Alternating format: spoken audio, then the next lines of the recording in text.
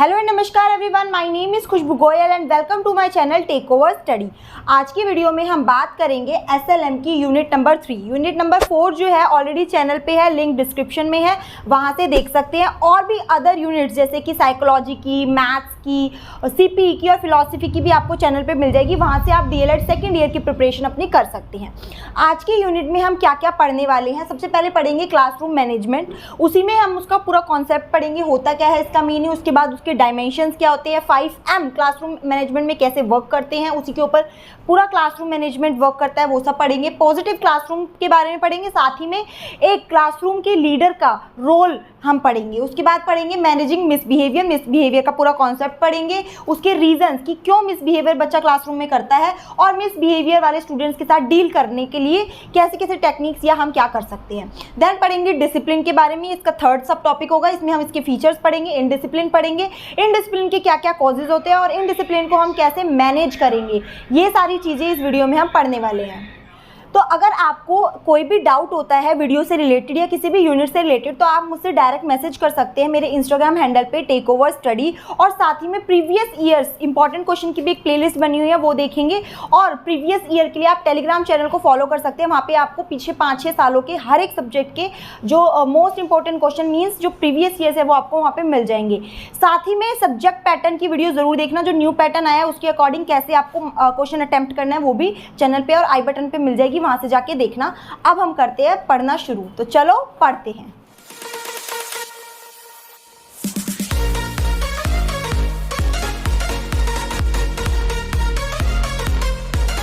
सबसे पहले हम बात करेंगे क्लासरूम मैनेजमेंट। क्या होता है क्लासरूम मैनेजमेंट? बहुत बार क्वेश्चन ये रिपीट भी होता है।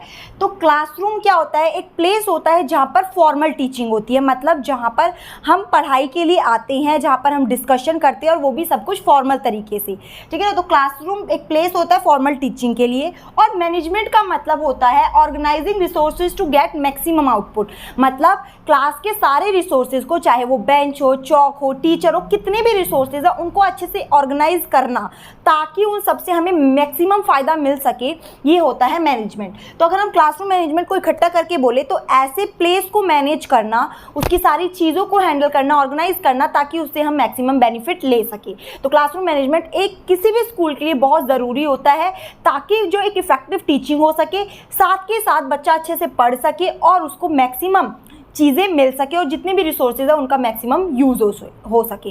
अब क्लासरूम मैनेजमेंट की कुछ डेफिनेशंस है जो डिफरेंट राइटर्स ने दी है, तो आप लिख सकते हैं। जैसे कि रिचार्ड ने दी है, classroom management is defined as an organisation and how the teacher controls the students behaviour, कि टीचर कैसे स्टूडेंट के बिहेवियर को कंट्रोल करती है, so that the teaching learning process can happen effectively, teaching learning अच्छे से हो सके।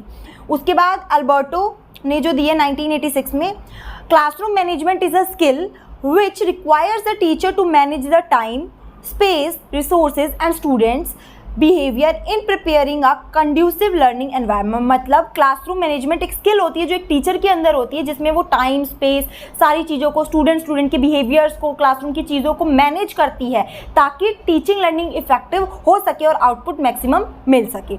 उसके बाद नेक्स्ट, ये तो हो गया मैनेजमेंट, पूरा एक्सप्लेन कर दोगे, 1-2 डेफिनेशन आपने लिखनी भी है और याद भी करनी है।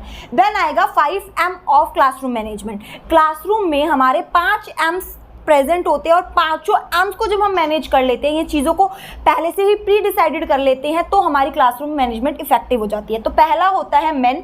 मेन में कौन आता है? मेन नहीं आता, मेन में आता है हमारी सारे स्टूडेंट्स हो गए, टीचर्स हो गए, प्रिंसिपल हो गए, जितने भी लेबर, मतलब जो भी काम कर रहा है वहाँ पे, जो भी फिजिकली ह्यूमन बींग्स प्रेजेंट है, वो सारे हमारे मेन में आ जाएंगे। देन मनी की ज़रूरत होती है क्योंकि फाइनेंशियल जितनी भी चीज़ें हैं वो सब क्लास में मैनेजमेंट के लिए चाहिए होती है, जितने भी रिसोर्सेज है वो लाए जाते हैं, तो वो हो जाएगा हमारा मनी। फिर आता है मटेरियल, जैसे कि फर्नीचर हमने यूज़ किया है, ब्लैक बोर्ड यूज़ किया है, सारी चीज़ें मटेरियल, जो भी टेक्स्ट बुक भी इसी में आ जाएगी, तो ये सभी चीज़ों को मैनेज करना पड़ेगा। देन आ जाएगा आपकी मशीन। मशीन में आपकी आ जाएगी आप कौन सी टेक्निक से पढ़ा रहे हैं, जैसे कि ICT का यूज़ कर रहे हैं, वर्कशॉप्स लगवाई हुई हैं, लेबोरेटरीज यूज़ कर रहे हैं, ये सब। देन आ जाएगा मेथड, किस मेथडोलॉजी को यूज़ कर हम बच्चों को पढ़ा रहे हैं। तो ये 5 M को जब हम मैनेज कर लेंगे तो हमारा क्लासरूम मैनेज हो जाएगा और इफेक्टिव मैनेजमेंट होगी। अब अब जब भी हम एक क्लासरूम को मैनेज कर रहे होते हैं तो कुछ डायमेंशंस को ध्यान में रखना होता है, जैसे कि हमें प्रॉपर क्लासरूम में सिटिंग होनी चाहिए, स्पेस होना चाहिए, टीचर का बिहेवियर अच्छा होना चाहिए, टीचिंग मेथड्स अच्छे होनी चाहिए, काफ़ी सारे। तो इनको हमने 5 कैटेगरी में बांटा गया है, 5 डायमेंशंस बांटे गए हैं जो कि एक क्लासरूम मैनेजमेंट को इफेक्टिव करती हैं। एक हो गया physical, psychological, academic, social and ethic and discipline. तो इसमें क्या क्या पॉइंट्स आएंगे वो देख लेते हैं। सबसे पहले फिजिकल, किसी भी क्लासरूम को मैनेज करते समय सबसे पहले उसकी फिजिकल जो भी चीज़ें हैं उनको मैनेज करना चाहिए। फिजिकल जो भी डायमेंशन है उसमें हमारी आ जाती है सबसे पहले तो sitting arrangement, proper sitting arrangement होना चाहिए, फर्नीचर प्रॉपर होना चाहिए, बच्चों के लिए डेस्क वगैरह सब, स्पेशियस रूम होना चाहिए, ऐसा नहीं होना चाहिए कि घिच-पिच हो रखी है बच्चे बैठ के पढ़ ही नहीं पाएंगे, तो एक स्पेस पूरा प्रॉपरली होना चाहिए। साथ ही में प्रॉपर लाइट होनी चाहिए, वेंटिलेशन होनी चाहिए, मतलब प्रॉपर सी जो भी गैस वगैरह है, हवा वगैरह है और धूप वगैरह है वो पास हो रही हो अच्छे से, फर्नीचर अच्छे से सेट हो और क्लास में क्लीनिनेस हो। तो ये सब फिजिकल में आ जाएगा हमारे 4-5 पॉइंट। उसके बाद आ जाएगा साइकोलॉजिकल डायमेंशन। साइकोलॉजिकल मतलब क्लासरूम को मैनेज करने के लिए क्लासरूम में टीचर को इफेक्टिव होना चाहिए। और टीचर इफेक्टिव कब होगा? जो वो बच्चों में भेदभाव नहीं करेगा। तो अनबियास्ड टीचर होना चाहिए, टीचर का एटीट्यूड अनबियास्ड होना चाहिए, टीचर जो है उसका बिहेवियर प्यूपिल के साथ अच्छा होना चाहिए, पॉजिटिव होना चाहिए। साथ ही में टीचर खुद भी पंक्चुअल होनी चाहिए, रेगुलर होनी चाहिए, जिससे बच्चों पे अच्छा इफेक्ट पड़े। उसके बाद ड्रेसिंग सेंस भी मैटर करती है टीचर की, टीचर अच्छे से ड्रेसिंग सेंस, अब वो सिटिंग प्लान को केयरफुली देखे कि बच्चा जो है अच्छे से हर जगह पे जहाँ जो बैठा है वो उसके लिए प्रॉपर प्लेस है या नहीं है, मतलब सिटिंग अरेंजमेंट अपने अकॉर्डिंग कर सके टीचर। उसके बाद जो है बच्चों को टीचर कोशिश करे कि उनके नेम से बोले, जिससे कि क्या होगा, उनके अंदर भी एक अपने बच्चों के अंदर भी एक कॉन्फिडेंस डेवलप होगा।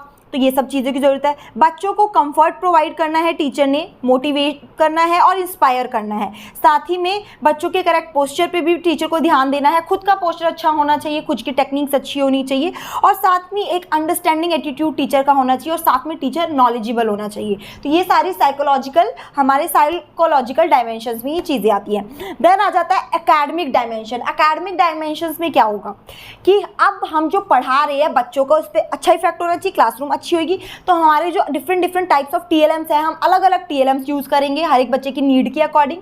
बच्चों की अटेंशन को ग्रैब करेंगे ताकि बच्चा अच्छे से ध्यान दे, जिससे कि क्लासरूम अच्छा बनेगा। उसके बाद लेसन को बच्चों की नीड के अकॉर्डिंग प्लान करना पड़ेगा। एकेडमिक में आ जाएगा ये सारी चीज़ें, टीएलएम्स, लेसन प्लान, ठीक है। उसके बाद रिटर्न वर्क चेक करें, होमवर्क चेक करें, क्लियर असाइनमेंट्स वगैरह बच्चों को दिए जाए, एक्टिविटी बेस्ड लर्निंग करवाई जाए, चॉक बोर्ड वर्क जो वो अच्छा सा हो, साफ हो, जिससे बच्चों को समझ भी आए। ऐसा ना हो कुछ भी गड़बड़ करके दे रहे हैं और बच्चों को क्लीन समझ ही नहीं आ रहा, तो इससे क्लासरूम पे ही इफेक्ट होगा, जो टीचिंग लर्निंग है वो इफेक्टिव नहीं होगा, ठीक है। उसके बाद जो है हम मैक्सिमम अपॉर्चुनिटीज़ बच्चों को दें ताकि बच्चा एक्सप्लोर कर पाए, प्रॉपर फीडबैक हो, बच्चों को हमेशा हम रेडी रखें। जब भी हम क्लास स्टार्ट करने वाले हो एक स्ट्रैटेजी को अपनाएं जिससे बच्चा रेडी हो जाए। क्वेश्चंस को अच्छे से फ्रेम करें जो भी हम बच्चों से पूछने वाले हैं या बच्चों को समझाने वाले हैं, और रीइंफोर्समेंट दे। तो ये सारी चीज़ें आएगी एकेडमिक में। देन आ जाता है social and ethic dimension. Social ethic dimensions में क्या हो जाएगा, सोशल एस्पेक्ट बहुत इंपॉर्टेंट होता है बच्चे के सोशल मोरल वैल्यूज़ को डेवलप करने के लिए, ताकि वो दूसरों से कोऑपरेशन की भावना रख सके। तो इसमें हम क्या करवा सकते हैं, टीचर जो पढ़ा रही है और बच्चा जो समझ रहा है तो उनके बीच में एक प्रॉपर रिलेशनशिप होनी चाहिए। साथ में स्टूडेंट्स के बीच में अच्छी रिलेशनशिप होनी चाहिए। अगर स्टूडेंट्स ही क्लास में झगड़ालू होंगे या फिर अच्छे से मैनेजमेंट नहीं होगी तो क्या होगा, गड़बड़ होगी और बाकी क्लास भी डिस्टर्ब होगी। तो इसलिए स्टूडेंट्स का रिलेशनशिप भी अच्छा होना चाहिए, टीचर स्टूडेंट का रिलेशन भी अच्छा होना चाहिए। साथ में जो है value based questions, value based education बच्चों को देनी है, जिसमें कुछ वैल्यू आए, मोरल आए, बच्चों को सीखे। ग्रुप वर्क को बच्चों को प्रमोट करना चाहिए, ग्रुप वर्क करवाना चाहिए, ये सब चीज़ें आएगी। उसके बाद आता है डिसिप्लिन। बहुत इंपॉर्टेंट डायमेंशन है। अगर क्लासरूम में डिसिप्लिन रहेगा, डिसिप्लिन का भी पूरा एक सब टॉपिक है, उसमें भी डिस्कस करेंगे। थोड़े से पॉइंट में बता देती हूँ। इसमें बच्चों को डिसिप्लिन में, हमें क्लास को डिसिप्लिन में रखना है। उसके लिए हम बता दें पहले ही, जब भी हम क्लास शुरू करें, सेशन शुरू करें, कि क्या क्लास में डूज है, क्या डोंट्स है, क्या करना है, क्या नहीं करना है, क्या कर सकते हैं, क्या नहीं कर सकते। गुड कंडक्ट के बारे में उनको बता देंगे। सेल्फ और सोशल डिसिप्लिन बच्चे का डेवलप करवाएंगे और एब्यूसिव चीज़ों को अलाउड नहीं करना है। डिस्कशन और पर्सनल प्रॉब्लम्स को अवॉइड करना है, और अगर बात भी करनी है तो पर्सनली करनी है बच्चे से। उसके बाद जो है रोल मॉडल की तरह एकदम बच्चों के सामने आना है, और कंसिस्टेंसी हमें रखनी है, फॉर्मनेस रखनी है, सॉफ्ट तरीके से काम करना है और बच्चे के मिसबिहेवियर को मैनेज करते हुए चलना है। तो ये सब हो जाएगा डिसिप्लिन। डिसिप्लिन सबसे ज़्यादा इंपॉर्टेंट कब हो जाता है, जब हम बच्चों को मैनेज अपने आप कर लेंगे। जब हम बच्चों को अच्छा कंटेंट अच्छे तरीके से पढ़ाएंगे तो बच्चा वहाँ स्टिक हो जाएगा और उसका टेंशन ग्रैब हो जाएगा, अपने आप डिसिप्लिन मेंटेन हो जाएगा। तो ये सब चीज़ें करके हम क्लासरूम में ये पांचों डायमेंशंस को फोकस करते हुए चलते हैं। इससे नेक्स्ट आता है हमारा पॉजिटिव क्लासरूम। पॉजिटिव क्लासरूम में देखो यही सब हो जाएगा। पॉजिटिव क्लासरूम मैनेजमेंट में क्या होगा कि हमें सबसे पहले तो बच्चों के लिए एक वेलकमिंग क्लासरूम एनवायरनमेंट होना चाहिए। बच्चा फियर लेस उस क्लास में आ सके, उसे डर ना लगे, ताकि वो क्लास में आए जब भी वो अच्छे से एकदम इंजॉय मूड में क्लास में आए। तो वेलकमिंग एनवायरनमेंट होना चाहिए। साथ में पॉजिटिव बिहेवियर टीचर का होना चाहिए। टीचर ऐसा नहीं होना चाहिए हमेशा गुस्सा करती रहे या फिर हमेशा बच्चों के साथ मिसमैनेजमेंट में रहे। तो बच्चों को अच्छे से टीचर को मैनेज करना आना चाहिए। तो पॉजिटिव बिहेवियर होना चाहिए। रेलिवेंट लर्निंग होनी चाहिए। ऐसा नहीं होता है कि क्लासरूम में कुछ भी पढ़ाए जा रहे हैं, जो बच्चों की नीड के अकॉर्डिंग है, सिलेबस के अकॉर्डिंग है, करिकुलम के अकॉर्डिंग है, वही टीचर को पढ़ाना चाहिए। तो मीन्स थर्ड पॉइंट में आ जाएगा रेलिवेंट लर्निंग होनी चाहिए। टीचिंग जो मेथड्स है वो अच्छे होने चाहिए जिससे क्लासरूम में एंगेजमेंट बढ़े। उसके बाद पॉजिटिव बिहेवियर को रीइंफोर्स करना चाहिए टीचर को। देन पूरा टाइम मैनेजमेंट होनी चाहिए, प्रॉपर अपना कंटेंट मैनेजमेंट टीचर के पास होनी चाहिए। साथ में क्लासरूम के रिसोर्सेज की मैनेजमेंट होनी चाहिए। ऐसा नहीं है कि चौक पे आप पढ़ाना चाहते हो ब्लैक बोर्ड पे और आपके पास कुछ मतलब चौक वॉक डस्टर वगैरह है ही नहीं, तो आप ओरली पढ़ा दे रहे हो, बल्कि वो क्वेश्चन जब तक होएगा ही नहीं ब्लैक बोर्ड पे तो बच्चों को समझ नहीं आएगा। तो इसलिए प्रॉपर क्लासरूम मैनेजमेंट को भी हमें मैनेज करना है। पॉजिटिव एटीट्यूड हमने बात कर ही ली थी। बच्चों के साथ रिलेशनशिप अच्छा होना चाहिए और फ्लैक्सिबिलिटी होनी चाहिए क्लासरूम में। अगर बच्चा क्वेश्चन पूछना चाह रहा है, टीचर कुछ बताना चाह रहा है, कुछ भी हो रहा है, तो सब चीज़ में फ्लैक्सिबिलिटी होनी चाहिए। चेंजेस के अकॉर्डिंग चलते रहना चाहिए। मॉडिफिकेशन होनी चाहिए। ऐसा नहीं होना चाहिए कि एक रिजिड चली जा रहा है, बोरिंग चला जा रहा है। तो कुछ न्यू चीज़ें भी होनी चाहिए जिससे बच्चा भी इंटरेस्ट ले। इससे हमारी क्लासरूम पॉजिटिव हो जाएगी। नेक्स्ट हम बात करेंगे इसी में कंस्ट्रक्टिव क्लासरूम के बारे में। कंस्ट्रक्टिव क्लासरूम क्या होता है? सबसे पहले कंस्ट्रक्ट करना, अपनी नॉलेज से न्यू एक्सपीरियंस गेन करना, नई चीज़ों को इनोवेट करना, ये होता है कंस्ट्रक्शन। जब बच्चा अपनी प्रीवियस नॉलेज को लेकर कुछ न्यू करने की कोशिश करता है या उसके सॉल्यूशन प्रॉब्लम सॉल्विंग करने की कोशिश करता है खुद से सेल्फ, तो वो होता है कंस्ट्रक्ट करना, कंस्ट्रक्टिविज्म। तो एक कंस्ट्रक्टिविज्म क्लासरूम को कैसे मैनेज कर सकते हैं? सबसे पहले ये 5 एलिमेंट्स पे डिपेंड होती है। पहला हो जाएगा एक्टिवेटिंग प्रायर नॉलेज। बच्चे की पहले जो प्रीवियस नॉलेज है उसको एक्टिवेट करेंगे, तभी बच्चा उससे रिलेट करेगा और आगे एक न्यू चीज़ को इनोवेट कर पाएगा या समझ पाएगा या कंस्ट्रक्ट कर पाएगा। तो सबसे पहला हो जाएगा एक्टिवेटिंग प्रायर नॉलेज। देन आ जाएगा न्यू नॉलेज को एक्वायर करना। हमने पहले प्रायर नॉलेज से समझा, फिर न्यू नॉलेज गेन की, तो न्यू नॉलेज को गेन करना। न्यू नॉलेज को समझना, अभी हमने न्यू नॉलेज गेन की है तो उसको समझने की भी जरूरत है, तो अंडरस्टैंडिंग न्यू नॉलेज। देन आ जाएगा यूजिंग न्यू नॉलेज। अब उस न्यू नॉलेज को जो हमने अभी समझा है उसको यूज़ करेंगे और अप्लाई करेंगे, देन उसको रिफ्लेक्ट करेंगे। तो इस तरह से क्लासरूम, पॉजिटिव क्लासरूम को मैनेज कर सकते हैं 5 स्टेप्स में। सबसे पहले एक्टिवेटिंग प्रायर नॉलेज, उसके बाद न्यू नॉलेज को गेन करना, अंडरस्टैंड करना, अंडरस्टैंड करने के बाद क्या करेंगे, हम उसको रिफ्लेक्ट करेंगे, यूज़ करेंगे, अप्लाई करेंगे। तो ये सब चीज़ें करके हम एक कंस्ट्रक्टिव क्लासरूम को अच्छे से मैनेज कर सकते हैं। उसके बाद कंस्ट्रक्टिव जब हम मैनेज कर ही रहे हैं तो हम हमेशा अपने क्लासरूम में क्रोनोलॉजिकल ऑर्डर में चलेंगे। मतलब पहले इजी चीज़ आई, उसके बाद उससे मुश्किल, उसकी मुश्किल, इस तरह से चलेंगे। मैगजीन्स ऑफ टीचिंग को फॉलो करेंगे। पहले बच्चों को वो चीज़ें बताएंगे जो बच्चों को पहले से पता है, नोन से अननोन लेके जाएंगे। साथ ही में हम बच्चों की जो है रियल लाइफ से चीज़ों को कनेक्ट करेंगे। उसके बाद टीचर को एज अ फैसिलिटेटर काम करना है। वो बच्चों को हर जगह पे गाइड कर सकती है और बच्चे को करना काम खुद ही है, बस टीचर की एक गाइडेंस प्रोवाइड की जा सकती है। और पुरानी से नई नॉलेज को लिंक करेंगे। साथ ही में हम लर्निंग एड्स, टीचिंग एड्स का यूज़ करेंगे। एक्सप्लोर करने की अपॉर्चुनिटीज़ बच्चों को प्रोवाइड करेंगे ताकि बच्चा ज़्यादा से ज़्यादा अपनी चीज़ों को एक्सप्लोर करे। प्रॉब्लम सॉल्विंग एटीट्यूड बच्चे के अंदर डेवलप करेंगे ताकि बच्चा खुद ही अपनी प्रॉब्लम को सॉल्व करे। इससे क्लासरूम में कंस्ट्रक्टिविज्म बढ़ेगा और मैनेजमेंट अच्छे से हो जाएगी। ठीक है, कॉन्सेप्ट मैप का यूज़ कर सकते हैं, डायग्राम्स का यूज़ कर सकते हैं, TLMs का यूज़ कर सकते हैं, ये सारी चीज़ों को यूज़ करके। उसके बाद कंस्ट्रक्टिविज्म क्लासरूम हमें कैसे हेल्प करती है कॉन्सेप्ट को बिल्ड करने में। सबसे पहले इससे जो होता है बच्चे के अंदर क्रिएटिविटी आती है, बच्चा खुद से चीज़ों को रिलेट करना सीख जाता है। क्रिटिकल थिंकिंग बच्चे के अंदर डेवलप हो जाती है। हेल्थी एनवायरनमेंट बच्चों को मिलता है, जॉयफुल लर्निंग होती है। साथ में वो जो है अपनी जो नॉलेज को ज़्यादा लॉन्ग टाइम तक रिटेन कर पाता है क्योंकि उसने वो खुद ही कंस्ट्रक्ट की है। उसके बाद एक्टिव पार्टिसिपेशन बढ़ जाता है टीचर स्टूडेंट्स का अच्छे से, और टीचिंग लर्निंग जो प्रोसेस है वो अच्छा इफेक्टिव हो जाता है। उसके बाद ये तो हो गया हमने एक कंस्ट्रक्टिव क्लासरूम को कैसे मैनेज किया। सिमिलरली एक इंक्लूसिव क्लासरूम को हम कैसे मैनेज करेंगे। इंक्लूसिव सबसे पहले टर्म क्या होता है? इंक्लूसिव मतलब सभी तरीके के बच्चे एक ही क्लासरूम में जब होते हैं। फॉर एग्जांपल एक क्लासरूम है, उसमें नॉर्मल बच्चा भी है, कोई किसी को हियरिंग प्रॉब्लम है, ब्लाइंड मतलब जिसको आइज़ में लो विजन प्रॉब्लम है, तो ऐसी क्लासरूम में जब जहाँ पे डिफरेंट टाइप्स ऑफ बच्चे एक साथ पढ़ रहे हैं तो उस क्लासरूम को कैसे मैनेज करेंगे। सबसे पहले तो हमें उन बच्चों को देख लेना है वो बच्चे कौन से हैं, उनके अकॉर्डिंग, उनकी नीड के अकॉर्डिंग पढ़ाना है, क्योंकि नॉर्मल बच्चा नॉर्मली पढ़ लेगा, वो चाहे उसको आप ईजी तरीके से पढ़ाओ चाहे यूजिंग TLM पढ़ाओ।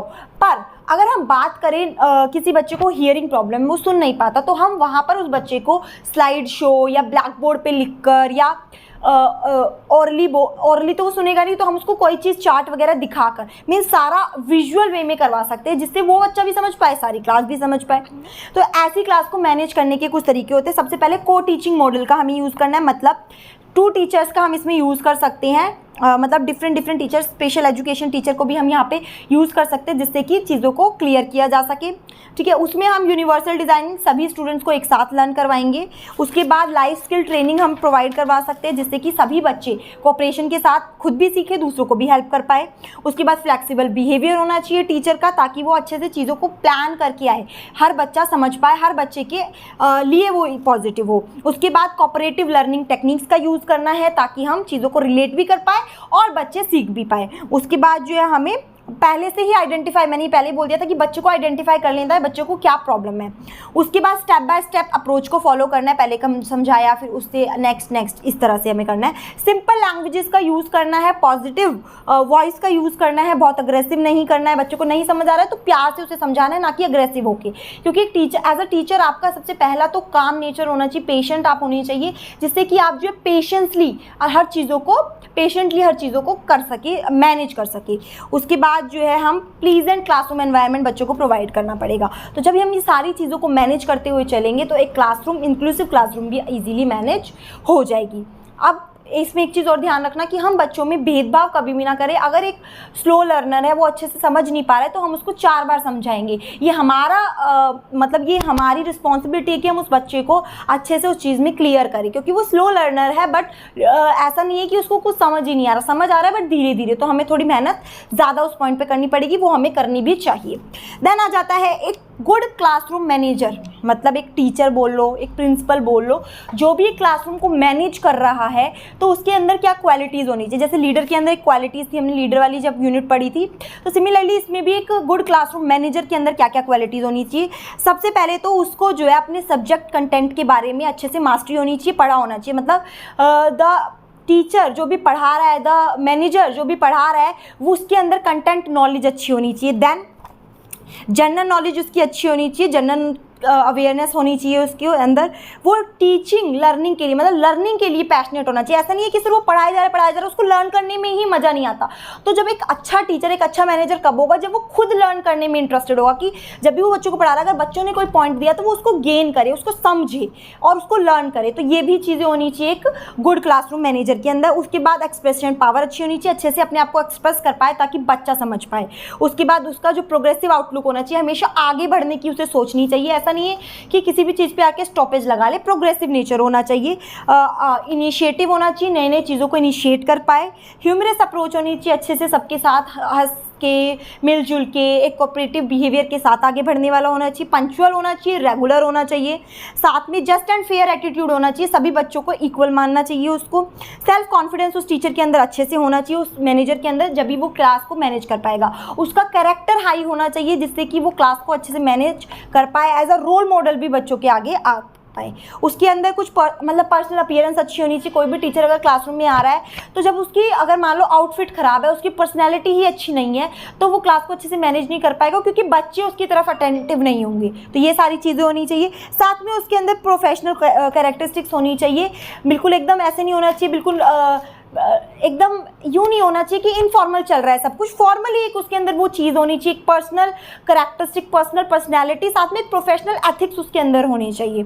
ठीक है, तो ये सारी चीज़ों को अगर हम देखें तो एक अच्छे लीडर, अच्छे क्लासरूम मैनेजर की ये क्वालिटीज़ हो जाती है। मैंने 10 से 15 क्वालिटीज़ बताई हैं, पेपर में 5 से 7 आपको लिखने के लिए आएगी ज़्यादा से ज़्यादा। तो जब फ्लो चार्ट बनाओ तो 6-7 लिख देना, 8 लिख देना, और जब एक्सप्लेन करनी हो तो 4-5 भी कर सकते हो, अकॉर्डिंग टू द मार्क्स की क्वेश्चन कितने नंबर का है आपका। ठीक है। उसके बाद नेक्स्ट आ जाता है ओवर क्राउडेड क्लासरूम को कैसे मैनेज करेंगे। एक क्लासरूम है, बहुत भीड़ भाड़ क्लास है, उसमें बहुत सारे बच्चे हैं, 50-60, 2 क्लास को मर्ज कर दिया है, तब आप उस क्लास को कैसे मैनेज करेंगे। देखो बड़ी क्लास है और बहुत भीड़ भाड़ वाली क्लास है, ओवर क्राउडेड है, तो सबसे पहला काम आपने क्या किया है, सीटिंग अरेंजमेंट होनी चाहिए। जितने भी बच्चे उस क्लासरूम में पढ़ रहे हैं सबके लिए प्रॉपर स्पेस होना चाहिए। ऐसा नहीं होना चाहिए कि स्पेस ही नहीं है, पहले तो बिठाओगे कहाँ पे फिर मैनेज करोगे ना। तो सबसे पहले प्रॉपर स्पेस होना चाहिए और जो सीटिंग है वो अरेंजमेंट होनी चाहिए उसकी। उसके बाद जो है रूम जो है प्रॉपरली बड़ा होना चाहिए, डेस्क पूरे होने चाहिए। उसके बाद जो है जो भी है बच्चों के अंदर, मान लो आप छोटी क्लास को पढ़ा रहे हैं तो पहले से ही जो छोटी मोटी जो चीज़ें होती है बेटा, शॉर्पनर, पेंसिल, रबड़ वाली, तो बच्चों को पहले ही बोल देना है कि अभी स्टार्टिंग में क्लास में जो भी आपकी पेंसिल वगैरह अरेंज कर लो, आपको बीच में ये पेंसिल छीलना, पेंसिल बंद करना या रब करना ये सब अलाउड नहीं होगा। तो रूल्स को in the starting of the class बता दो। अगर कोई बच्चे को विजन प्रॉब्लम है तो उसको आप स्टार्टिंग में ही आगे बिठाओ, क्योंकि वो बाद में डिस्टर्ब करेगा, खड़ा होगा, बार बार देखेगा, तो ओवर क्राउडेड में ये प्रॉब्लम हो जाती है। कभी यहाँ से कोई बच्चा खड़ा हो रहा है, कभी वहाँ से, तो इसलिए पहले ही रूल्स को बता देना है क्लास में आने के बाद, प्रॉपरली बिठाया, बताया। देन जो है टेक्नोलॉजी का यूज़ करना ताकि सारे बच्चे अटेंटिव हो जाए, देखे टीचर क्या पढ़ा रहा है, जिससे कि वो जो है उनको टाइम ही ना मिल पाए, वो डिस्टर्बेंस कर पाए। ठीक है, डिसिप्लिन रहेगा इससे। एकदम एनर्जेटिक टीचर होना चाहिए। ये नहीं हो रहा बिल्कुल टीचर खुद ही लो है, बिल्कुल पढ़ा ही नहीं पा रहा है, एकदम नॉर्मल बोले जा रहा है। तो इससे क्या होगा, बच्चे सब अपनी बातों में लग जाएंगे। तो टीचर को एकदम एनर्जेटिक होना चाहिए बिल्कुल, कि ताकि बच्चों में भी एनर्जी बनी रहे। और जो क्लासरूम में वो पढ़ा रहा है वो अच्छा होना चाहिए, अट्रैक्टिव होना चाहिए, अटेंटिव होना चाहिए, जिससे बच्चा उसमें अटेंशन दे।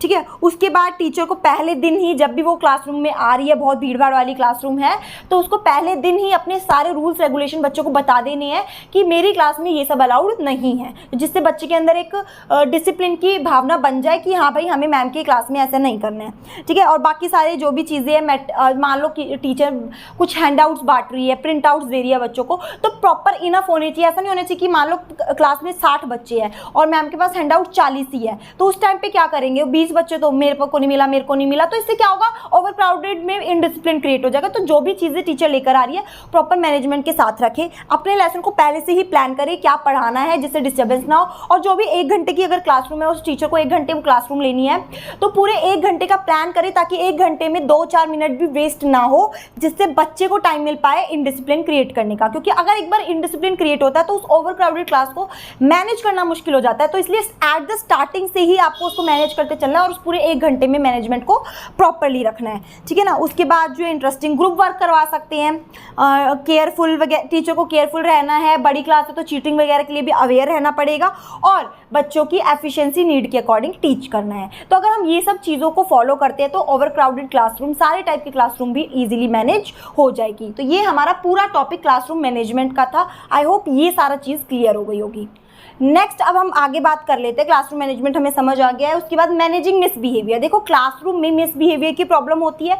मिसबिहेवियर मतलब ऐसा बिहेवियर जो एक्सेप्टेड नहीं होता है और उस बिहेवियर को वो बच्चा कर ही देता है। मिसबिहेवियर में कुछ भी आ सकता है, बच्चा ढंग से टीचर से टॉक नहीं कर रहा है, अपनी पढ़ाई में ध्यान नहीं दे रहा है, इधर उधर बातें कर रहा है, ये मिसबिहेवियर हो जाएगा। तो उसको मैनेज करना होता है मैनेजिंग मिसबिहेवियर। अगर हम मिसबिहेवियर की डेफिनेशन की बात करें तो मिसबिहेवियर मीन्स डिस्ट्रप्टिव और problematic behaviour which effect the learning environment negatively in the school classroom.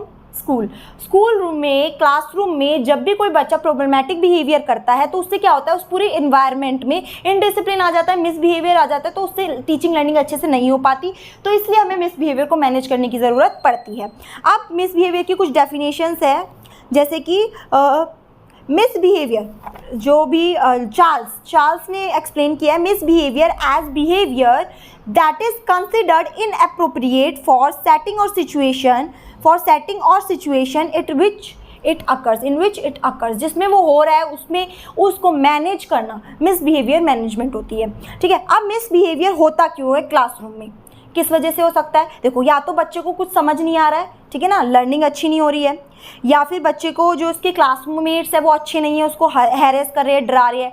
Day dreaming हो सकता है, बच्चा सो गया है, बैठे बैठे ख्यालों में चला गया है, क्लास में सो रहा है, स्लीपिंग कर रहा है, विंडो से बाहर देख रहा है तो मिसमैनेजमेंट हो गई है, अटेंटिव नहीं है तो मिसमैनेजमेंट है, जो भी अपनी चीज़ें, मान लो पेंसिल, रबड़, शार्पनर, इनसे खेल रहा है बच्चा, पर्सनल स्टफ से प्ले कर रहा है, ये भी अपने दोस्तों से बात कर रहा है, ये भी डिसरिस्पेक्ट हो जाएगा। डिसरिस्पेक्टिंग कर रहा है टीचर्स को, या वर्बल एग्रेशन, गुस्से में बोल रहा है, सुन ही नहीं रहा है, बातें करते जा रहा है, इलेक्ट्रॉनिक डिवाइसेस का यूज़ कर रहा है क्लासरूम में, इधर से उधर घूम रहा है, लेट आ रहा है, या फिर दूसरे बच्चों में से कॉपी कर रहा है होमवर्क को, ये सारी, और क्लासरूम के बीच में खाना वाना खा रहा है, तो ये सारी चीज़ें जो है ये मिसबिहेवियर का पार्ट हो जाती है। अब इतना सारा मिसबिहेवियर बच्चा करता है, आप देखते हो काफ़ी सारे बच्चे टीचर से ढंग से बात नहीं करते, तो ये जितनी भी चीज़ें, पहले तो बोलेगा मिसबिहेवियर, अगर क्वेश्चन आता है तो मिसबिहेवियर को एक्सप्लेन करो, बता दोगे आप एक अनअटेंटिव प्रॉब्लमेटिक बिहेवियर जो कि क्लासरूम एनवायरनमेंट को खराब करता है।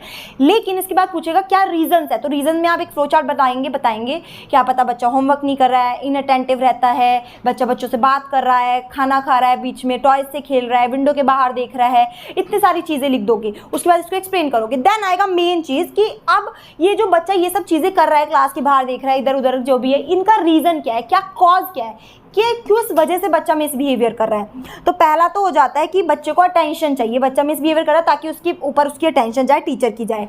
उसके अंदर जो है एक नेगेटिव बिहेवियर उसका हो जाता है इस वजह से, ठीक है। उसको प्लेजर की वजह से, कुछ बच्चे होते हैं उन्हें मज़ा आ रहा होता है चीज़ें ये सब भी मिसबिहेवियर करके, तो वो इस वजह से कर देते हैं। उसके बाद जो है उन्हें पढ़ने में प्रॉब्लम हो रही है, वो समझ तो आ ही नहीं रहा, तो अब वो बच्चा करेगा क्या, उसको समझ ही नहीं आ रहा, तो वो इधर उधर बैठ के कुछ अजीब ही टाइम पास करने की कोशिश करेगा, तो लर्निंग डिफिकल्टीज़ की वजह से। क्या पता क्लासरूम एनवायरनमेंट अच्छा ना हो, तो क्लासरूम एनवायरनमेंट की वजह से भी प्रॉब्लम हो सकती है। टीचर का बिहेवियर अच्छा ना हो, कि टीचर हमेशा उस बच्चे को डांटती रहती है, गुस्सा होती रहती है, तो बच्चे को टीचर का बिहेवियर पसंद ना हो, तो इसलिए मिसबिहेवियर कर सकता है। और साथ में पीयर प्रेशर, उसके आसपास जो सखी सहेली दोस्त होते हैं उनके, तो वो क्या करते हैं, चल यार ये खेलते हैं, ये करते हैं, वो करते हैं, तो इससे क्या होता है बच्चा उसमें भी डिस्टर्ब हो जाता है, इस वजह से भी मिसबिहेवियर हो सकता है। तो ये 5-6 पॉइंट है जिसकी वजह से हम क्लासरूम में मिसबिहेवियर देख सकते हैं। अब सबसे मेन चीज़ इसका यही पॉइंट है कि अब ये मिसबिहेवियर हो तो रहा है, हमें पता भी है क्यों हो रहा है, बट इसको मैनेज कैसे करना है, यही क्वेश्चन आएगा कि how you will manage misbehaviour in a classroom. एक क्लासरूम में आप मिसबिहेवियर को कैसे मैनेज करेंगे। तो सबसे पहला पॉइंट, आप बच्चों को रेगुलरली वॉच करेंगे, देखेंगे कि बच्चे के अंदर जो ये मिसबिहेवियर हो रहा है ये किस वजह से हो रहा है, रीज़न। तो उन्हें वॉच क्लोजली करेंगे, रेगुलरली उन्हें देखेंगे कि क्या क्या प्रॉब्लम्स आ रही है। साथ में रैंकिंग सिस्टम हम ला सकते हैं क्लासरूम में, ताकि बच्चा जो है अपने गुड बेटर बेस्ट, जैसे होता है ना हम 2 स्टार बच्चों को दे रहे हैं, 3 स्टार बच्चों को दे रहे हैं, तो बच्चा खुश हो जाता है, तो इसलिए रैंकिंग सिस्टम कर सकते हैं जिससे बच्चा खुद ही डिसिप्लिन में रहे, मिसबिहेवियर ना करे। अपनी टीचिंग स्ट्रेटजीज को रिवाइज कर दे, लर्निंग टेक्निक्स को रिवाइज कर दे, चेंज कर दे, जिससे बच्चा जो है अच्छे से उन चीज़ों को लर्न कर पाए। देन जो है जो हैंडलिंग स्टाइल है टीचर का वो चेंज कर सके टीचर, ताकि बच्चे को हैंडल ईजिली किया जा सके। साथ में वर्बल नॉन वर्बल क्यूज़ का यूज़ करे, अगर कोई बच्चा कर रहा है तो उसको आंखों से दिखा देना कि बेटा नहीं, या फिर उनको बोल देना, तो ये सारी चीज़ें जो है वर्बल नॉन वर्बल क्यूज का यूज़ करना है। उसके बाद जो है जो भी टीचर पढ़ा रही है उसको इंटरेस्टिंग वे में, इतने अच्छे वे से डिलीवर करना है जिससे बच्चा खुद ही अटेंशन में आ जाए और उसको मिसबिहेवियर का टाइम ही ना मिल पाए। और साथ में जो है TLMs अच्छे यूज़ कर सकते हैं, इसमें बच्चे को इंटरेस्टिंग एक्सरसाइज एक्टिविटीज़ करवा सकते हैं, मैक्सिमम सेंसेस का यूज़ करवा सकते हैं, 4-5 मिनट का बच्चों को ब्रेक दे सकते हैं अगर ज़्यादा लंबा चैप्टर हो रहा है। रोल मॉडल की तरह टीचर बिहेव कर सकता है बच्चे के, अगर बच्चा कोई अच्छा काम कर रहा है तो टीचर को उसे प्रेज भी करना चाहिए, जिससे बच्चा जो खुश होकर उस काम को फिर से करे, ठीक है ना। और गलत कर रहा है तो उसके लिए डांट भी लगानी है, तो इससे क्या होगा, क्लासरूम में मिसबिहेवियर नहीं होगा। और रूल्स रेगुलेशंस क्लासरूम के पहले से ही प्री डिटरमाइंड होने चाहिए, बच्चे के सामने बता देनी चाहिए। और लेक्चर सेमिनार वगैरह प्रोजेक्ट वर्क ग्रुप वर्क करवा सकते हैं, जिससे ये पूरी मिसबिहेवियर की प्रॉब्लम को मैनेज किया जा सके। तो ये 5-7 पॉइंट है जो इनके अकॉर्डिंग हम बच्चों को मैनेज कर सकते हैं। अगर आपका खुद का भी कोई पॉइंट होता है तो आप उसको पेपर में आराम से लिख सकते हैं, बस वो रेलिवेंट पॉइंट होना चाहिए उस टॉपिक से। तो सिमिलरली सारी चीज़ों में हमें ये सब चीज़ों को देखते हुए चलना होता है। नेक्स्ट हम बात करेंगे इसी का थर्ड सब टॉपिक डिसिप्लिन, जिसके बारे में हम थोड़ा पहले भी पढ़ चुकी है। तो डिसिप्लिन जो एक लैटिन वर्ड डिसिप्लिस से आया है, जिसका मीनिंग होता है लर्न और टू ओबे, मतलब रूल्स और रेगुलेशंस को ओबे करना, मानना, उनका रिस्पेक्ट करना ही डिसिप्लिन होता है। जो भी चीज़ें आपको बोली गई है अगर आप उसको मान रहे हैं, ओबे कर रहे हैं, रिस्पेक्ट कर रहे हैं, तो ये होता है डिसिप्लिन। इसमें कुछ डेफिनेशंस भी दी हुई है क्या होता है, discipline as the training that enable an individual to develop an orderly conduct and self control as well as direction, जिसमें हम अपने आप को सेल्फ कंट्रोल करें, डायरेक्ट कर पाए और कुछ ऐसा बिहेवियर ना करें जो कि एक्सेप्टेबल ना हो, मीन्स एक्सेप्टेबल बिहेवियर को ही परफॉर्म करना। और भी इसमें डेफिनेशंस हो जाती है, discipline as the ability and willingness to do what one taught to do without external control. अगर किसी को कुछ कहा गया है करने के लिए और वही काम वो कर रहा है बिना किसी एक्सटर्नल फोर्स की वजह से, खुद ही से वो कर पा रहा है, तो it is discipline in that person.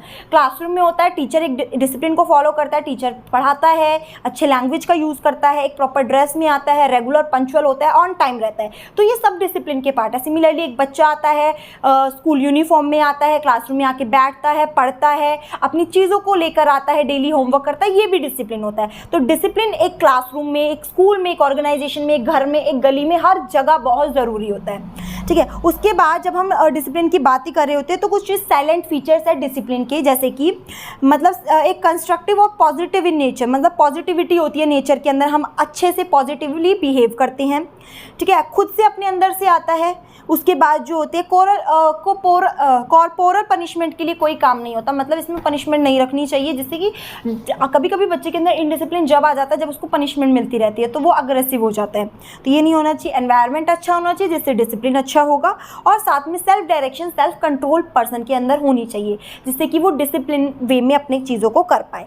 अब इसी का मेन टॉपिक आता है, डिसिप्लिन आप एक्सप्लेन कर दोगे, डिसिप्लिन आप सबको पता है, आपने छोटी क्लास से इसके ऊपर बहुत पैराग्राफ भी लिखे हैं, तो डिसिप्लिन हो जाएगा। लेकिन अब आता है इसी का टॉपिक इनडिसिप्लिन। इनडिसिप्लिन क्या होता है, वही एक unacceptable behaviour in the classroom, may be misbehaviour हो सकता है, मिसमैनेजमेंट हो सकता है, सब कुछ ये होता है इनडिसिप्लिन। ठीक है, अगर हम बात करें डिसिप्लिन का अपोजिट होता है इनडिसिप्लिन, मतलब मिसबिहेवियर, चाहे वो स्कूल अथॉरिटी के लिए हो, टीचर के लिए हो, प्रिंसिपल के लिए हो, रूल्स रेगुलेशन को डिसओबे करना, ये सब हो जाता है इनडिसिप्लिन।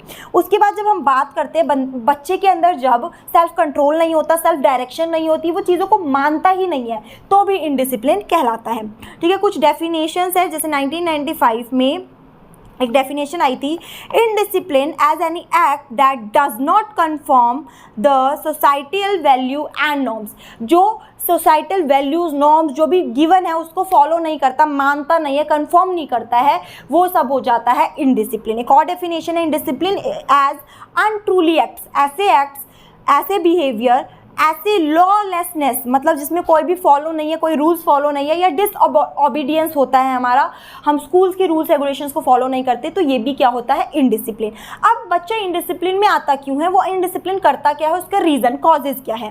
तो नंबर 1 हो जाएगा पर्सनल फैक्टर, हो सकता है बच्चे के घर की कोई प्रॉब्लम हो सकती है, पर्सनल फैक्टर में होम इन्फ्लुएंस हो सकता है, फिजिकली और या मेंटली बच्चा अनफिट है, पढ़ नहीं पा रहा है, बुखार, उसको कोई प्रॉब्लम है, इस वजह से हो सकता है। उसके अंदर जो सेल्फ कॉन्फिडेंस है वो कम है, या फिर उसका लो एस्टीम है, उसके अंदर ये पावर नहीं आती कि मैं कॉन्फिडेंटली कुछ चीज़ कर सकता हूँ, इस वजह से शायद वो इनडिसिप्लिन क्रिएट कर रहा होता है। बैड हैबिट्स की वजह से बच्चा कर सकता है, या फिर सुपीरियोरिटी और इन्फ्योरिटी कम्प्लेक्स। क्या होता है, कभी कभी जब बच्चा है देखते कि यार ये तो बहुत अच्छा कर रहा है, ये अच्छा कर रहा है, मैं नहीं कर पा रहा, तो इससे बच्चे के अंदर जो है लो फीलिंग आनी शुरू हो जाती है, तो इससे भी बच्चा क्या होता है इनडिसिप्लिन में आ जाता है। सेकेंड हो जाता है, ये तो हो गए हमारे जो बच्चे के पर्सनल फैक्टर है, इस वजह से इनडिसिप्लिन हो सकता है। दूसरा स्कूल रिलेटेड कुछ फैक्टर हो सकते हैं, क्या पता जो बच्चा है उसकी क्लासरूम में टीचर आता ही नहीं है, रेगुलर ही नहीं है, तो बच्चे को प्रॉब्लम होती है, बच्चा मजे नहीं लेता, बच्चा सोचता है कि क्यों जाऊं, टीचर तो आता नहीं है, पढ़ाई तो होती नहीं है, इस वजह से। को करिकुलर एक्टिविटीज़ नहीं है, एंगेजिंग एक्टिविटीज़ नहीं है, मज़ेदार पढ़ाई नहीं होती हो, ठीक है ना, एटीट्यूड बहुत ख़राब हो उनके टीचर का, तो बच्चों को पसंद ना आता हो, इस वजह से हो सकता है। क्लास में बहुत भीड़ भाड़ हो, ओवर क्राउडेड क्लासरूम हो सकती है, कम्युनिकेशन प्रॉपर ना होता है, इंटरेक्टिव क्लास ना होती हो, इस वजह से। रूल्स रेगुलेशन बहुत ही टफ है, तो जिससे बच्चा डरता हो, इस वजह से वो इनडिसिप्लिन करता हो। साथ ही में जो है सोशल और पॉलिटिकल फैक्टर्स कुछ होते हैं जो कि हमें इफेक्ट करते हैं इस चीज़ में। सोशल और पॉलिटिकल अगर हम फैक्टर की बात करते हैं तो गुड बिहेवियर नहीं होता है, इस वजह से हो सकता है। मोरल एजुकेशन बच्चों को नहीं दी जाती है, इस वजह से वो अच्छे से बिहेव नहीं करता, इनडिसिप्लिन में रहता है। या फिर क्या हो सकता है, बच्चे के अंदर इनजस्टिस, सोसाइटी में इनजस्टिस हो रहा होता है, बच्चा उस चीज़ से कुछ गलत सीख लेता है, मास मीडिया से कुछ सीख लेता है, इनडिसिप्लिन करना सीख जाता है। कुछ होते हैं इसमें साइकोलॉजिकल फैक्टर। साइकोलॉजिकल फैक्टर में क्या हो सकता है, बच्चे की एडोलसेंस स्टेज है, बच्चा बड़ा हो रहा है, एग्रेसिव बिहेवियर हो रहा है, डिसिप्लिन को फॉलो करेगा, या फिर कुछ पर्सनल प्रॉब्लम्स हो सकती है उससे। उसके बाद कुछ इकोनॉमिक प्रॉब्लम्स भी हो सकती है, जैसे कि बच्चे के जो फैमिली बैकग्राउंड है वो अच्छा नहीं है, पॉवर्टी है, जिस वजह से उसे कॉन्फिडेंट फील नहीं होता हो, या फिर कुछ बच्चे के बारे में कुछ पता ही नहीं है, उसकी फैमिली से उस पर कोई फोकस नहीं करता हो। तो ये सारी प्रॉब्लम की वजह से जो है क्लासरूम में इनडिसिप्लिन की प्रॉब्लम देखने को मिलती है। ठीक है, यहाँ पे एक चार्ट है कॉजेज वाला, मैं ये आपको टेलीग्राम पे प्रोवाइड करवा दूंगी, आप वहाँ पे ज्वाइन कर लीजिए Telegram take over study, link description में है, तो वहाँ से आप इसको पढ़ सकते हैं, स्क्रीनशॉट ले सकते हैं और इजीली कर सकते हैं प्रिपेयर। अब डिसिप्लिन को मेंटेन करने के लिए हमें किस किस चीज़ों को फॉलो करना है, कैसे हम मेंटेन कर सकते हैं।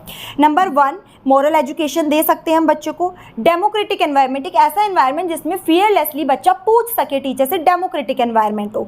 देन जो है स्टूडेंट जो है वो उसको अथॉरिटी मिल सके, जैसे बच्चों को मॉनिटर वगैरह बनाया जाए, जिससे बच्चे के अंदर एक सेल्फ कॉन्फिडेंस आएगा, एक उनकी एस्टीम बढ़ेगी। नंबर 4, टीचर और बच्चों की रिलेशनशिप अच्छे होंगे, इससे डिसिप्लिन होगा क्रिएट। नंबर 5 जो है रिवॉर्ड सिस्टम हम क्लासरूम में रख सकते हैं, जिससे बच्चा मोटिवेटेड फील करेगा। उसके बाद कोऑपरेशन होनी चाहिए, कोऑपरेशन बच्चे के साथ प्रिपेयर करनी चाहिए। उसके बाद क्लियर गाइडलाइंस होनी चाहिए, इफेक्टिव टीचिंग होनी चाहिए, गाइडेंस होनी चाहिए, प्रॉपर काउंसलिंग होनी चाहिए, को करिकुलर एक्टिविटीज़ हमें करवानी चाहिए। As a role model teacher को प्रिपेयर करना चाहिए, जो टीचर वो पढ़ा रही है इंटरेस्टिंग TLMs का यूज़ करना चाहिए, वर्कशॉप्स करनी चाहिए, क्लास का साइज रिड्यूस कर सकते हैं, और साथ ही में सुपरविजन, बच्चों पे ध्यान रख सकते हैं अच्छे से, और बच्चे के लिए एडुकेट फैसिलिटीज़, प्रॉपर जो भी बुक्स वगैरह है, प्रॉपर बेंचेस वगैरह है, प्रॉपर ब्लैक बोर्ड, ताकि विजिबिलिटी अच्छे से हो, ये सारी चीज़ें फैसिलिटीज़ भी बच्चों को प्रोवाइड की जा सकती है। इस तरह से हम एक पूरी क्लासरूम को मैनेज कर सकते हैं। अच्छा, इसी में ना ये तो हो गया पूरा डिसिप्लिन का। अब ना कुछ चीज़ें होती है कि हम कई बार डिसिप्लिन में इनडिसिप्लिन की प्रॉब्लम हो सकती है, एक पूरा ग्रुप, एक बच्चा अकेला, तो उसको कैसे मैनेज करेंगे। अगर इंडिविजुअल प्रॉब्लम है, इंडिविजुअल इनडिसिप्लिन है, या ग्रुप ग्रुप प्रॉब्लम है, ग्रुप मिसबिहेवियर है, तो इसमें हम कैसे मैनेज करेंगे। सबसे पहले तो हम नॉन वर्बली बच्चे, मान लो एक बच्चा क्लास में बात कर रहा है, तो हम उसको नॉन वर्बली बताएंगे, अपनी आंखों से वार्न कर देंगे, बेटा नहीं करनी, ऐसे करके नॉन वर्बल बोलना है। अगर वो फिर भी कंटिन्यू करता है तो वर्बली, बेटा मैंने आपको पहले ही बोल दिया था, आप दोबारा कर रहे हो। इस तरह से हम वर्बल कर सकते हैं, पहले नॉन वर्बल देन वर्बल दे सकते हैं। उसके बाद उस बच्चे को पर्सनली अपने पास बुलाकर समझा सकते हैं, उसको पूरी क्लास में पॉइंट आउट करके, अगर वो ऐसे भी नहीं मान रहा पर्सनली, तो उसको पूरी क्लास में पॉइंट आउट करके बोल सकते हैं।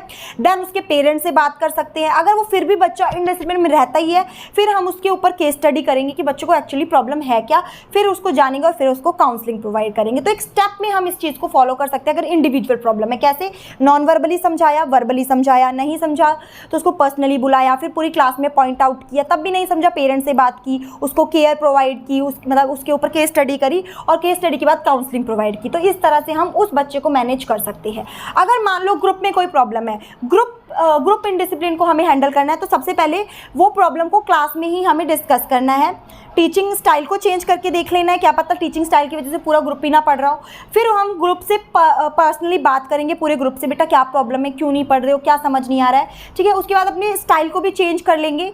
देन अगर फिर भी कोई प्रॉब्लम है, हम उस ग्रुप को वार्निंग देंगे, अब की बार हुआ तो आपके लिए अच्छा नहीं होगा, आप लोगों को ढंग से पढ़ना है, ये वो कोई भी वार्निंग हो जाएगी। हम उनके पेरेंट्स को कॉल कर सकते हैं, और फिर हम हाई अथॉरिटी को बता सकते हैं कि ये वाला ग्रुप इनडिसिप्लिन क्रिएट करता है, उसके बाद उनकी काउंसलिंग करवा सकते हैं। तो इस तरह से हम ग्रुप इनडिसिप्लिन को भी मैनेज कर सकते हैं। तो ये हो गया हमारा पूरा डिसिप्लिन और मैनेजमेंट ऑफ मिसबिहेवियर या फिर इनडिसिप्लिन। तो ये था हमारा पूरा SLM का यूनिट नंबर 3, जिसमें हमने क्लासरूम मैनेजमेंट, बिहेवियर, मिसबिहेवियर, साथ ही में डिसिप्लिन इनडिसिप्लिन के बारे में पढ़ा, उनकी कॉजेज, रीजन, सब कुछ। आई होप आपको सारी चीज़ें क्लियर हो गई होगी। अगर फिर भी आपको कोई भी डाउट है तो आप कमेंट सेक्शन में पूछ सकते हैं, या डायरेक्ट मुझे टेलीग्राम पे मैसेज या फिर मेरे इंस्टाग्राम हैंडल पे मुझे डायरेक्ट मैसेज करके कोई भी प्रॉब्लम अपनी टीचिंग रिलेटेड या यूनिट रिलेटेड पूछ सकते हैं। प्रीवियस ईयर के लिए आप टेलीग्राम चैनल को ज्वाइन कर लो, और अगर चैनल पे नए हो तो सबसे पहले चैनल को सब्सक्राइब करके नोटिफिकेशन बेल को भी ऑन कर लो। अच्छा, एक वीडियो के बारे में इंफॉर्मेशन देनी थी कि अगर आप हेल्थ एंड एजुकेशन की प्रिपरेशन कर रहे हैं, टूर्नामेंट फिक्चर्स का क्वेश्चन बहुत इंपॉर्टेंट होता है, तो वो भी आपको चैनल पे मिल जाएगा। तो लिंक डिस्क्रिप्शन में है, वहाँ पे जाके आप उस टूर्नामेंट वाली पूरी वीडियो को भी देख सकते हैं, आपके लिए हेल्पफुल होगी। और काफ़ी बच्चों के कमेंट ये भी आ रहे थे कि जो है मैम इंपॉर्टेंट क्वेश्चन डिस्कस कर दो, प्रीवियस ईयर बता दो। तो प्रीवियस ईयर के कुछ क्वेश्चंस को मैंने इंपॉर्टेंट क्वेश्चंस को डिस्कस किया, उसकी एक प्रॉपर प्लेलिस्ट चैनल पे डल रही है, तो आप वहाँ पर जाके जाके उस पूरी प्लेलिस्ट से अपने क्वेश्चंस प्रिपेयर कर सकते हैं और अपने एग्जाम के लिए जल्दी से प्रिपेयर कर सकती हैं। All the best for your exam. I hope video अच्छी लगी है, इसे ज़्यादा से ज़्यादा शेयर जरूर करना। Thanks for watching the video. जय हिंद, वंदे मातरम।